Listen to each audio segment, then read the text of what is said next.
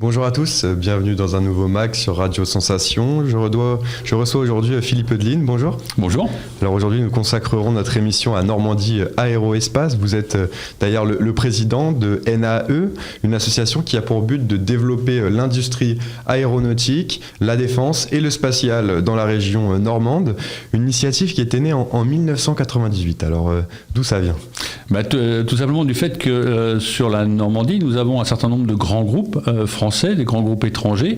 Je peux citer Safran, Ariane Group, Thales pour les groupes français, mais avec la particularité, c'est que les sièges sont en région parisienne, donc les décisions sont prises à Paris, et quelquefois, à Paris, on oublie la province. Et donc l'idée, c'était de se faire rencontrer les chefs d'entreprise, de regarder s'il y avait des choses que l'on pouvait mutualiser, de façon à peser davantage et à sécuriser les emplois sur le territoire normand.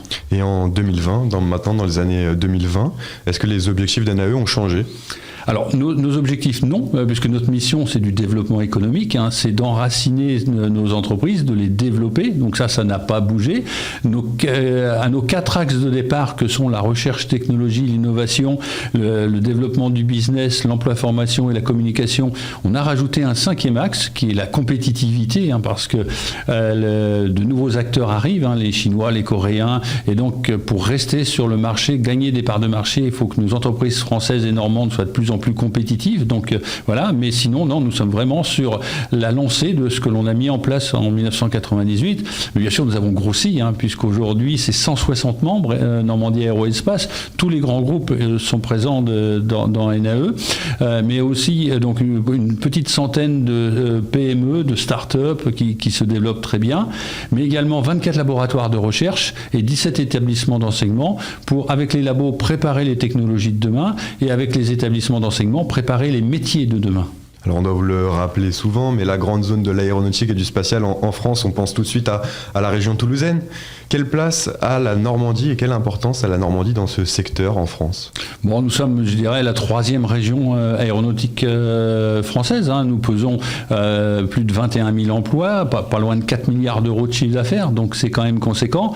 Mais comme vous le dites, c'est peu connu. D'ailleurs, c'est pour ça qu'on avait mis un axe communication. C'était pour faire connaître la Normandie comme une terre industrielle, ce qu'elle est très fortement, mais aussi dans ses domaines d'activité, parce que pour donner deux exemples, les moteurs de la fusée Ariane sont faits à Vernon, donc en Normandie, et sur tous les avions, ce qui entoure le moteur, ça s'appelle une nacelle, et une très grosse partie des nacelles sont faites au Havre, Alors pourquoi de grosses entreprises françaises choisissent la Normandie dans ce secteur ? Quels sont les avantages de cette région ?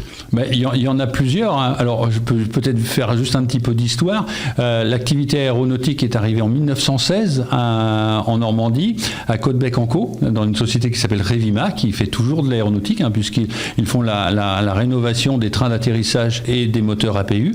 Pourquoi ? Parce qu'ils fabriquaient des hydravions à l'époque, et que cette société est située sur les bords de la Seine, donc les avions étaient intégrés et puis s'envolaient directement de la Seine. Donc ça, c'est vraiment le cœur.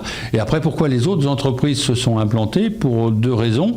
La première, parce qu'il y a quand même une culture très forte industrielle dans la région, donc ça a été des évolutions de métiers, mais il y a cette culture industrielle, et puis il y a aussi un très bon réseau d'écoles, et on trouve sur le territoire normand toutes les compétences dont on a besoin. Alors le secteur aérien est en crise. Depuis l'année dernière, le trafic passager a chuté de 66% en 2020. Quel est l'état d'esprit du secteur ? Les perspectives de reprise, est-ce qu'elles sont encourageantes ? Disons que ça repart doucement. Et là, on attend vraiment l'efficacité des vaccins et peut-être le passeport sanitaire pour que le trafic reprenne vraiment. Mais entre-temps, quand même, après les premiers mois difficiles où tout le monde s'est mis à l'arrêt et a mis en place les barrières sanitaires, mais l'activité est repartie. Alors, il y a un impact. Nous avons globalement perdu aux alentours de 400 emplois dans la filière, hein. Mais quand même les emplois, l'impact est minimisé principalement par toutes les mesures qui ont été mises en place par l'État.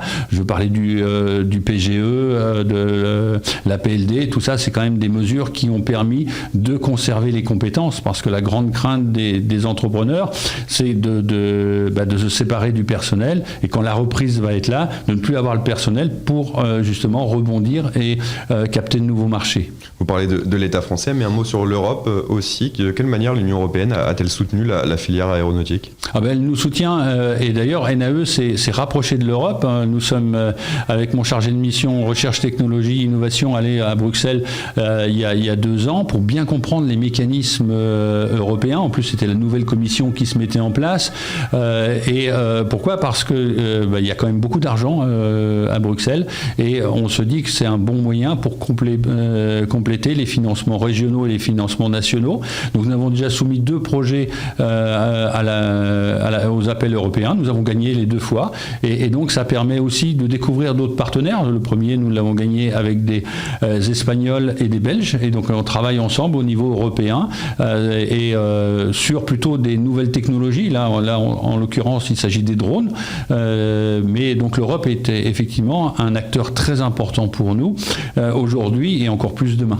Alors sur votre site, on retrouve des offres de stage, des alternances, des offres d'emploi aussi dans le secteur. Il y a encore des possibilités malgré la crise, même si elles se sont un peu réduites. Le secteur aérien peut-il être encore un secteur d'avenir pour les jeunes ? Qu'est-ce que vous leur répondez ? Alors le secteur vraiment purement aérien aujourd'hui, je dirais, est assez peu actif en termes d'embauche, hein. On attend vraiment la reprise, mais comme on l'a dit au début de cet entretien, NAE c'est aussi l'aéronautique, le spatial, la défense et la sécurité. Et si on prend le cas de la défense, par exemple, c'est un secteur qui se porte bien, hein. Malheureusement, le contexte géopolitique fait que les budgets défense sont en augmentation dans beaucoup de pays, dont la France, et donc ça ouvre des opportunités. On a la chance d'avoir une entreprise comme Naval Group à Cherbourg, qui a gagné des très gros contrats sur les sous-marins, et donc qui recherche des compétences et qui embauche. Alors un autre enjeu d'avenir, c'est l'écologie.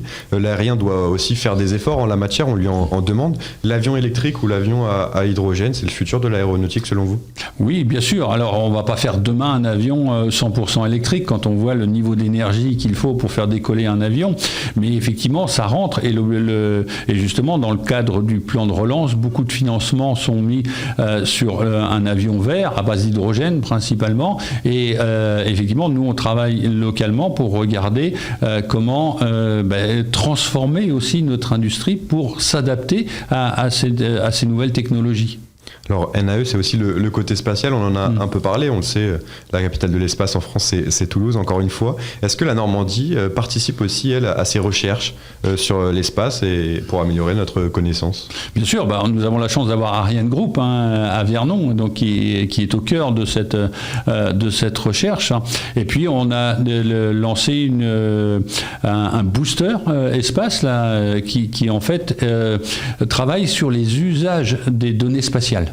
Parce que c'est vrai que vu de là-haut, il y a de superbes images avec des grandes étendues, et l'exploitation de ces données n'est pas encore optimisée, quoi. Donc il y a encore beaucoup de sujets que l'on peut travailler, d'applications que l'on peut développer à partir des images satellitaires. Alors, en février dernier, le rover Persévérance s'est posé sur Mars.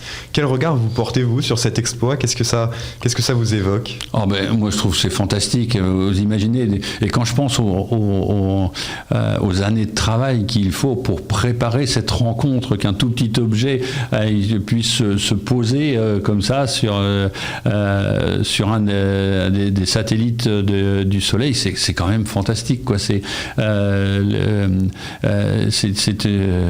merveilleux, ça fait rêver. Et là encore, on n'est qu'au début, hein, parce que Mars, c'est quand même un objectif. Il y aura plusieurs étapes, ça va être très intéressant à suivre. Complètement, oui, parce que l'objectif, c'est d'aller sur Mars, que l'homme puisse y aller et y rester, parce que vu la durée du trajet, ça ne va pas faire l'aller-retour comme ça. Et donc, c'est très porteur de belles aventures. Et on aura peut-être un Normand dans l'espace, Thomas Pesquet en tout cas, sur la station Station spatiale internationale. Quels seront les futurs événements d'NAE en 2021 ? Il nous reste 10 secondes.